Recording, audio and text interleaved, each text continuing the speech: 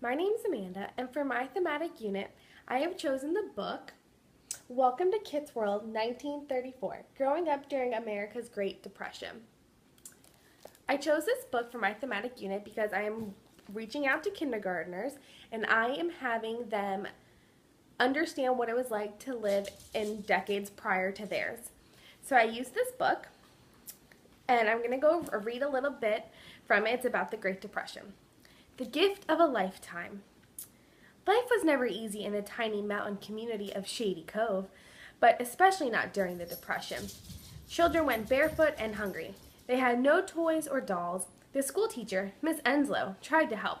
She made dolls out of tin cans and bottles, decorated them with scraps of paper and fabric. She wished she could do more for each child she taught. One spring day in 1934, Miss Enslow got her chance to help one of them. That day, 7-year-old Amelia Cavan was helping her family cut firewood. Amelia reached for a block of wood just as her brother brought down an axe.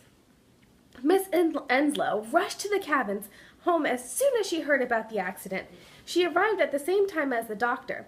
Amelia's dress was soaked with blood, and Amelia was so terrified that she wouldn't let the doctor near her. Miss Enslow knelt beside Amelia.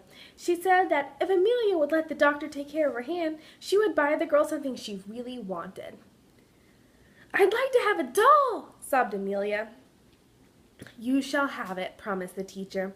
The doctor had begun examining Amelia's hand when she whispered, "Miss Enslow, can the doll have red hair?"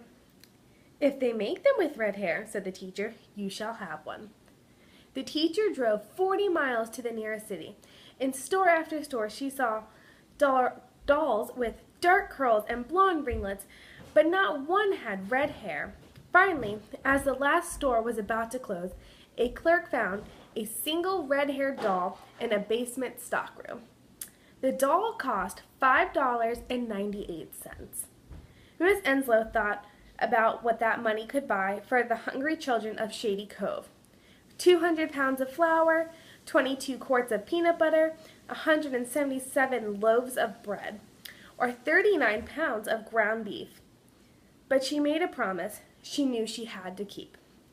Hours later, she walked up the narrow, mile-long trail to the Cavan's cabin.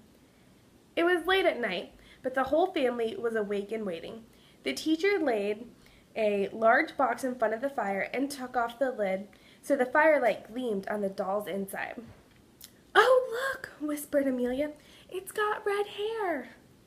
Miss Enslow couldn't amend Amelia's hand or take away her pain, but she could show Amelia how important she was and that her worth wasn't measured by how wealthy she was. Miss Enslow gave her love, courage, self-respect, and hope. Priceless gifts that would last a lifetime. Thank you.